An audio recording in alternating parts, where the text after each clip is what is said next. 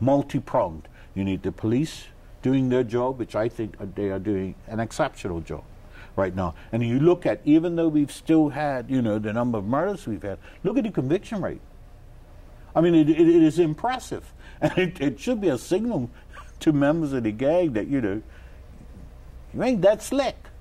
If I was the minister, I think it needs to be accelerated. I think that the problem that we faced and the problem that they will face is that it gets caught up in the bureaucracy. And by that I mean that, you always have in governance and governing people at every level of the game who could play one side against the other. You almost need a czar, somebody who has the authority and the responsibility to cut through all of that. Colonel David Burch stressed that school intervention is vital to eradicating the gang culture.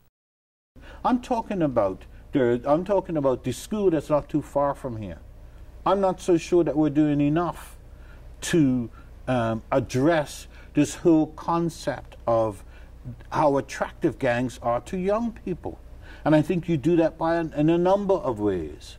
You do that by intervention in schools. You do that by making sure that the social services that you provide in terms of helping families that we're cutting back at the moment are in place so that young people are not attracted to having to be in an environment where that is more attractive to them.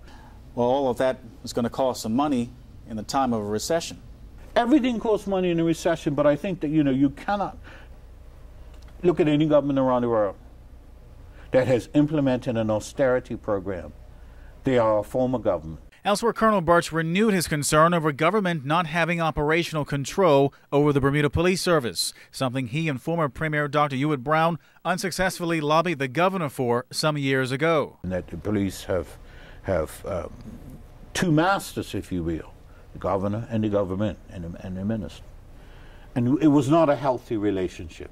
And I was the minister and Dr. Brown was the premier. You said it was bizarre, matter of fact. Yeah, I mean, it was outrageous because you had a situation where you were trying to come up with a solution for a problem that we still live with. That governor's long gone. Okay, packed up and gone. That we still live with, and so you come from a position. There's nothing in it for me other than I have skin in the game. Tari Trott reporting for ZBM News 9.